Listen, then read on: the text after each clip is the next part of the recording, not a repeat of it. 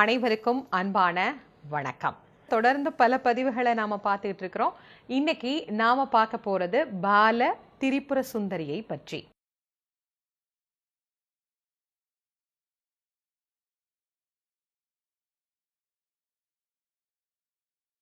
பல அம்பிகைகளை பற்றி நாம நம்முடைய ஆத்மஞான மையம் யூடியூப் சேனல்ல பார்த்துக்கிட்டு இருக்கிறோம். அப்படி இருந்தாலுமே நிறைய பேருக்கு பால திரிபுர சுந்தரியை பற்றி தெரிஞ்சுக்கணும் அப்படின்னு ரொம்ப நாளாக ஒரு ஆர்வம். அந்த ஆர்வ மிகுதியினால அதை பல பேர் கேள்வியாக தொடர்ந்து கேட்டுக்கிட்டே இருந்தாங்க. அதற்கு அப்படின்னு ஒரு காலம் வரணும் இல்லையா? அதனால இப்போ பால திரிபுர சுந்தரியை பற்றி இந்த பதிவில் உங்களோட பகிர்ந்து கொள்ளலாம் அப்படின்னு நினைக்கிறேன். பாலா அப்படின்னும் பால திரிபுர சுந்தரி அப்படின்னும் வாலை அப்படின்னும் அழைக்கப்படக்கூடிய அருட்தெய்வமாக விளங்கக்கூடியவள் இந்த பால திரிபுர சுந்தரி. இவருடைய தோற்றம் அப்படின்னு, அதாவது உருவத் தோற்றம் அப்படின்னு பார்த்தோம்னா நல்ல அழகான ஒரு குழந்தையினுடைய முகம். ஒரு 8-9 வயசு குழந்தை எப்படி இருக்கும், அதே போல அந்த அழகான திருமுகம். பார்க்க பார்க்க பார்க்க திகட்டாத உருவம் அப்படின்னு தான் சொல்லணும். அந்த பாலையை பார்த்துக்கிட்டே இருந்தோம்னா அதிலிருந்து கண்ணை அகற்றுவதே முடியாது அப்படின்ற மாதிரி ஒரு அழகான தோற்றம். நல்ல வெள்ளை நிற அன்னத்தை வாகனமாக கொண்டிருக்கக்கூடிய அந்த இளம் பெண்ணினுடைய வடிவமாக விளங்கக்கூடியவள். அப்ப அந்த அம்பிகையினுடைய அவதார தோற்றம் என்ன அப்படிங்கிறதை நாம தெரிஞ்சுக்கணும் இல்லையா? அவளுடைய அவதார தோற்றமே ஒரு ஆர்ப்பரித்த தோற்றமாகத்தான் இருந்தது அப்படின்னு சொல்லணும். பார்ப்பதற்கு சாந்த ஸ்வரூபிணியாக காட்சி தரக்கூடிய இந்த பால திரிபுர சுந்தரியினுடைய அவதாரம் எப்படி இருந்தது, எந்த சூழ்நிலையில் நிகழ்ந்தது அப்படின்னா யுத்த களத்தில், யுத்த சூழ்நிலையில் அப்படின்னே நாம சொல்லலாம். லலிதாம்பிகையாக அம்பாள் அசுர வதம் செய்து கொண்டிருக்கக்கூடிய காலத்தில் பண்டாசுரன் அப்படிங்கிற அந்த அசுரனை வதம் செய்வதற்காக அம்பாள் போரிட்டு கொண்டிருக்கின்றாள். அந்த பண்டாசுரனுக்கு 30 மைந்தர்கள் இருந்தார்கள், 30 பசங்க இருந்தாங்க. அந்த 30 பேரையும் அழித்தால்தான் பகையை முற்றிலும் அழிக்க முடியும். எப்பவுமே ஒன்று தெரிஞ்சுக்கோங்க, பகை அப்படின்னா அதை முற்றிலும் அழிக்கணும். இதுதான் ஒரு அரச நியதி. சில விஷயங்களை நாம மிச்சம் இல்லாம செய்யணும். கடனை அடைக்கும் போது மிச்சம் இல்லாம அடைக்கணும், பகைவனை அழிக்கும் போது மிச்சம் இல்லாம அழிக்கணும், நெருப்பை அணைக்கும் போது மிச்சம் இல்லாம அணைக்கணும். இதுல எது ஒன்றை மிச்சம் வச்சாலும் அது மீண்டும் பேராபத்தாக வந்து முடியும். அதனால இவனை அழித்தால் பத்தாது, இவன் புத்திரர்களையும் அழிக்க வேண்டும் என்று தேவர்கள் விண்ணப்பித்தார்கள். அப்படி விண்ணப்பித்த உடனே அந்த லலிதாம்பிகைக்கு உள்ளிருந்து வெளிப்பட்ட அம்பாள் தான் இந்த பால திரிபுர சுந்தரி. குழந்தையா இருந்த அந்த அம்பாள் உத்வேகமா புறப்பட்டாள். நான் போய் இவர்களை அழித்து விட்டு வருகிறேன்னு. அப்போ தாய் உள்ளத்தோடு லலிதாம்பிகை சொல்லுகிறாள், அம்மா நீரு, நானே பார்த்து கொள்கிறேன் அப்படின்னு. அப்போ இந்த பால திரிபுர சுந்தரி, அம்மா நான் தான் செல்லுவேன் யுத்தத்திற்கு, நீங்கள் இருங்கள், நான் இவர்களை வென்றுவிட்டு வருகிறேன் என்று வேகமாக புறப்படுகிறார்.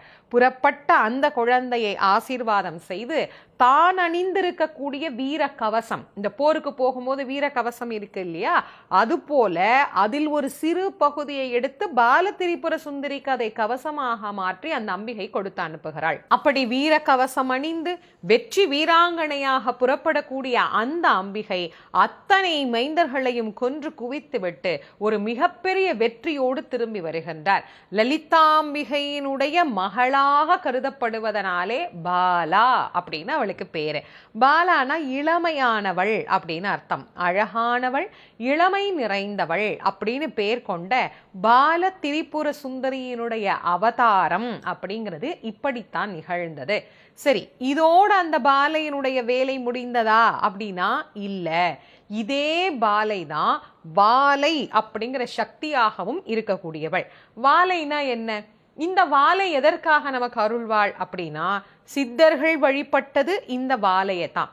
திருமூலராக இருக்கட்டும், கருவூராராக இருக்கட்டும், எந்த சித்தராக இருக்கட்டும், தான் செய்யக்கூடிய குண்டலி யோகத்தில் வெற்றி பெற வேண்டும் என்றால் அதற்கு துணைக்கு அழைக்கக்கூடியது இந்த வாலா அப்படின்னு சொல்லக்கூடிய சக்தியை தான். ஆற்றலை அதிகப்படுத்தி தருவதில் இவளுக்கு நிகர் இவளேதான் அப்படின்னு சொல்ல முடியும். அவ்வளவு அற்புதமாக, இன்னும் ஒரே வார்த்தையில புரிய வைக்கணும் அப்படின்னா சித்தர்களின் தலைவி அப்படின்னா அது இந்த பால திரிபுர சுந்தரி தான். அவ்வளவு அற்புதமான சித்துக்களை எல்லாம் அவர்களுக்கு தரக்கூடிய தெய்வமாக விளங்கியதனால இந்த வாலை அப்படிங்கிற தெய்வமாகவும் இதே தேவியை நாம வழிபடுறோம். இந்த அவதாரத்துல இன்னும் ஒரு சிறப்பை கூட நம்மளால பார்க்க முடியும் அப்படின்னே சொல்லலாம். இப்போ முருகப்பெருமானுடைய அவதாரத்தை பற்றி சொல்லுற போது பாத்தீங்கன்னா அதுல ஒரு நுட்பம் உண்டு. அவர் சிவபெருமானுடைய நெற்றிக்கண்ணிலே இருந்து அவதாரம் செய்தார் அப்படிங்கிறத நாம பார்க்கிறோம். என்னுடைய குருநாதர் வள்ளல் வாரியார் சுவாமி அவர்கள் கந்தபுராணம் பேசும்போதும் சரி, முருகப்பெருமானுடைய சிறப்புகளை பற்றி சொல்லுகிற போதும் சரி, இந்த ஒரு விஷயத்தை சொல்வார். அதாவது ஆண் சக்தியின் மூலமாகவே பெண் சக்தி துணையின்றி அவதரித்த தெய்வம் முருகப்பெருமான்.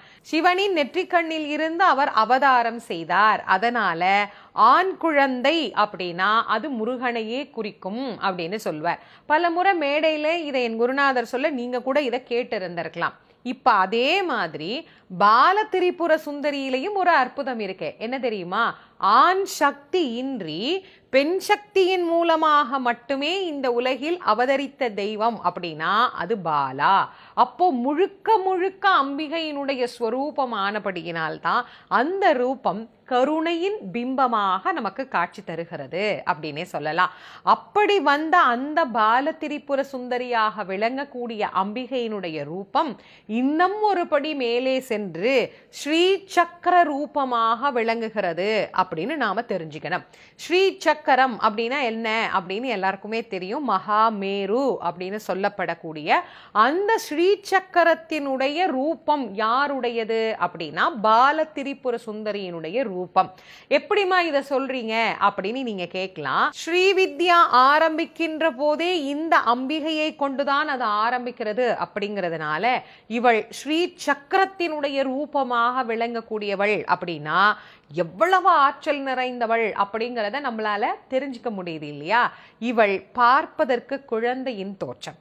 அப்போ ஒரு குழந்தைக்காக நம்ம பிரார்த்தனை பண்ணாலும் சரி, அல்லது திருமணம் வேண்டி பிரார்த்தனை பண்ணாலும் சரி, இந்த அம்பிகை கிட்ட நாம பிரார்த்தனை பண்ணலாம். நீண்ட காலம் குழந்தை இல்லாதவர்கள் கூட இந்த ஸ்ரீவித்யா ரூபமாக விளங்கக்கூடிய பாலையை வழிபட்டால் நிச்சயமாக அவர்களுக்கு குழந்தை பேரு அப்படிங்கிறது வாய்க்கம். சரி, இந்த அம்பிகையினுடைய ஆலயம் இவளுக்கான சிறப்பு அப்படின்னு நாம பார்த்தோம்னா அது ஒரு அழகான வரலாற்றோடு தொடர்புடையது. நெமிலி, சென்னைக்கு அருகே அமைந்து இருக்கக்கூடிய இந்த நெமிலி அப்படிங்கிற ஊர்ல வாலைக்கு ஒரு அழகான கோயில் இருக்கு. இத கோயில்னு சொல்றதா வீடுன்னு சொல்றதா அப்படின்னு நிறைய பேருக்கு ஒரு சந்தேகம் இருக்கு. ஆரம்பத்துல இது வீடுதான். அம்பாள் குடிகொண்ட பிறகு அது ஒரு கோயிலாக மாறியது அப்படின்னே நம்ம சொல்லலாம். அதற்கு ஒரு நல்ல வரலாறும் அமைந்திருக்கு. இந்த நெமிலி அப்படிங்கிற கிராமத்துல சுப்பிரமணிய ஐயர் அப்படின்ற ஒரு பெரியவர் வாழ்ந்து கொண்டிருந்தார். இறைவன் மீது அதிதீவிரமான பக்தி கொண்ட அவருக்கு ஒரு நாள் ஒரு கனவு. அந்த கனவுல லலிதாம்பிகையே பால திரிபுர சுந்தரியாக இங்கு எழுந்தருள போகிறாள். ஆற்றில் வருகின்ற அந்த அம்பிகையை எடுத்து கொண்டு வந்து வைத்து நீ பூஜை பண்ணு அப்படின்னு அவருக்கு உத்தரவு கிடைத்தது. அவர் என்ன பண்ணாரு? ரொம்ப சந்தோஷமா அடுத்த நாள் போய் ஆற்றில் தேடி தேடி தேடி தேடி பார்க்கிறார், கிடைக்கல. கழுத்தளவு தண்ணீர் வரைக்கும் போய் தேடி பார்த்துட்டார், கிடைக்கல.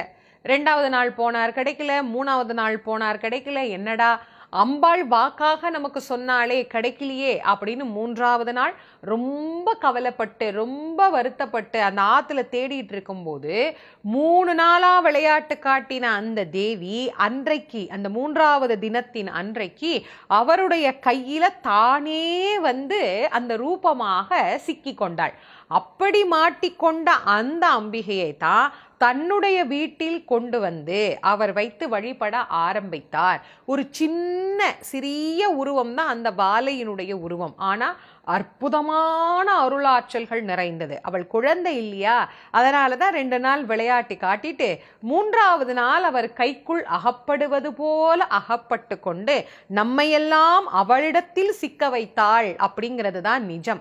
அன்றைக்கு அந்த வீட்டில் வைத்து பூஜை செய்யப்பட்ட அதே அம்பிகை இன்னும் அதே இடத்தில் வைத்து பூஜை செய்யப்படுகிறாள். ஆகவே இந்த நெமிலியில் இருக்கக்கூடிய இந்த ஆலயம் அப்படிங்கிறது பலருக்கும் தெரிந்த ஒரு அம்பிகையினுடைய பாலையினுடைய ஆலயம் ஆலயமாக விளங்குகிறது. இது தவிர இன்னும் ஒரு சில இடங்கள்ல கூட பாலையினுடைய ஆலயம் அமைத்து அங்கு சிறப்பாக இந்த பால திரிபுர சுந்தரியினுடைய வழிபாடு அப்படிங்கிறது நடைபெற்று கொண்டிருக்கு. இந்த பாலையை பத்தி நாம சொல்லுகிற போது யோகிகளுக்கு துணை செய்யக்கூடியவள் அப்படின்னு நாம சொன்னோம் இல்லையா?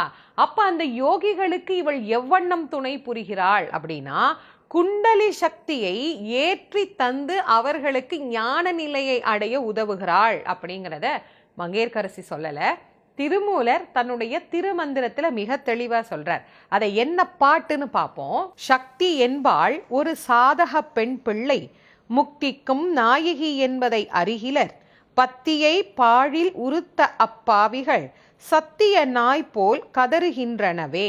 இப்படி திருமூலர் சொல்லக்கூடிய சக்தி வாலை அப்படிங்கிற இந்த சக்தியை பத்தி தான். அதனால பாலா அப்படிங்கிற தெய்வம் மனிதர்கள் வழிபடும் தெய்வமாகவும் சித்த புருஷர்கள் வழிபடும் தெய்வமாகவும் விளங்குகிறார்.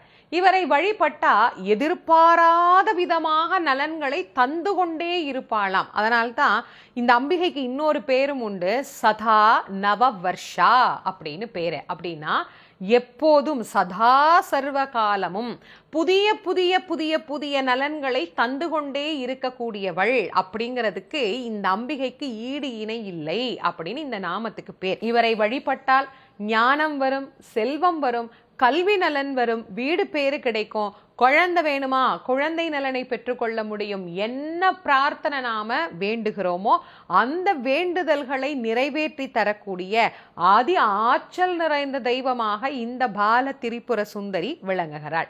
இந்த அம்பிகையை வழிபடக்கூடிய மந்திரம் கூட சற்று வித்தியாசமான மந்திரமாகவே அமைந்துள்ளது. இந்த மந்திரத்துல ஒரு 3 வகை உண்டு.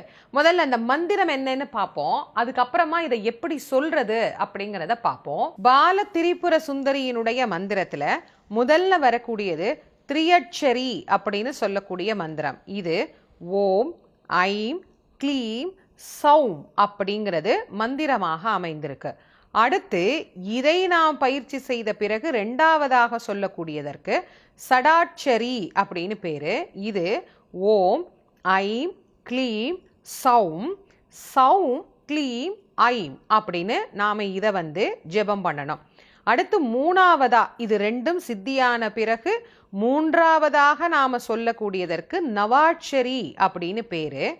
ஓம் ஐம் க்ளீம் சௌம் சௌம் க்ளீம் ஐம் ஐம் க்ளீம் சௌம் அப்படின்னு சொல்லக்கூடியது நவாக்ஷரி அப்படிங்கிற பேர்ல அமைந்துள்ளது. இந்த மந்திரங்களை நான் டிஸ்கிரிப்ஷன் பாக்ஸ்ல கொடுத்துருப்பேன். ஆனா ஏன் இதை இங்கேயே உங்களுக்கு நான் இதை சொல்றேன் அப்படின்னா, இந்த மந்திரம் சொல்லும் போது இப்படி நேரா சொல்லி 2வது முறை ஜெபம் பண்ணும்போது அதை அப்படியே திரும்ப சொல்லி 3வது முறை அதை அப்படியே மறுபடியும் ஒரு தொடர்போடு ஒரு சங்கிலி தொடர்போடு வரக்கூடியதாக இந்த மந்திரம் இருக்கும். இது ஏன் அப்படின்னா, ஆரம்பிக்கின்ற போது முதல் நிலையில் இந்த முதல் மந்திரத்தை சொல்லி நாம நம்முடைய ஜெபத்தை ஆரம்பிக்கணும். அதில் சித்தியான பிறகு 2வது, அது சித்தியான பிறகு 3வது. அதனால்தான் சித்த புருஷர்கள் இந்த வாலையை துணை கொண்டுதான் முருகப்பெருமானை அடைவதாக இருந்தாலும் எந்த தெய்வத்தை அடைவதாக இருந்தாலும் வாலையின் துணை கொண்டு அந்த தெய்வத்தை போய் அடைவதற்குண்டான யோக மார்க்கத்தை தேர்ந்தெடுக்கிறார்கள். இப்போ சில பேருக்கு ஒரு கேள்வி இருக்கும், நீங்க சொல்றது பாதி எங்களுக்கு புரியலமா, ரொம்ப குழப்புது, இந்த மாதிரி மந்திரத்தை நாங்கெல்லாம் சொல்லலாமா வேணாமா அப்படின்னு நீங்க கேட்டீங்கன்னா, நீங்க யோக சம்பந்தம்னா என்ன, யோகானா என்ன, பயிற்சினா என்ன, தியானம்னா என்ன, குண்டலினா என்ன அப்படின்னு தெரிந்து செய்பவர்களாக இருந்தால் இந்த மந்திரங்களை பிரயோகம் பண்ணுங்க. இல்லை எங்களுக்கு அதெல்லாம் எதுவும் தெரியாது, ஆனால் எங்களுக்கு பாலையினுடைய அந்த உருவம் ரொம்ப பிடிக்கும், அந்த அம்பாலை நாங்கள் பார்த்துக்கிட்டே இருக்கிறோம், எங்களுக்கு ரொம்ப இஷ்டமாக இருக்குது, வழிபாடு பண்ணுறோம் அப்படின்னா சாதாரணமாக நாம் நமக்கு தெரிந்த அம்பிகையினுடைய போற்றிகளை சொல்லி மந்திரங்களை சொல்லி நாம் வழிபாடு பண்ணலாம். அதற்கு ஒரு மந்திரத்தையும் நான் கீழே டிஸ்கிரிப்ஷன் பாக்ஸில் உங்களுக்கு நான் கொடுக்குறேன். இப்போ இந்த விஷயங்கள் இருக்குது அப்படிங்கிறதையும் நாம் தெரிஞ்சுக்கணும் இல்லையா? அதனால தான் 2 விதமாக இந்த மந்திரங்களை பற்றி உங்களுக்கு நான் தெளிவுபடுத்தியிருக்கேன். பாலையை பற்றி நிறைய விஷயங்கள் பார்த்தோம், இன்னும் நிறைய இருக்குது அவளை பற்றி நாம் சொல்கிறதுக்கு. அதனால் ஒரு அறிமுகமாக இந்த பதிவு உங்களுக்கு பயன்பட்டு இருக்கும் அப்படின்னு நம்புகிறேன். பாலதிரிபுர சுந்தரியை வழிபட்டு எல்லா நலன்களையும் பெற்று மகிழலாம். உற்றார் உறவினர் நண்பர்கள்னு எல்லோரோடையும் இந்த மாதிரி நல்ல விஷயங்களை ஷேர் பண்ணிக்கோங்க. மீண்டும் மற்றும் ஒரு சிறப்பான பதிவில் உங்கள் அனைவரையும் சந்திக்கும் வரை உங்கள் அனைவருக்கும் நன்றியும் வணக்கமும் கூறி விடைபெறுவது திருமுருகவள்ளல் வாரியார் சுவாமிகளின் மாணவி தேசமங்கையர்க்கரசி. நன்றி, வணக்கம்.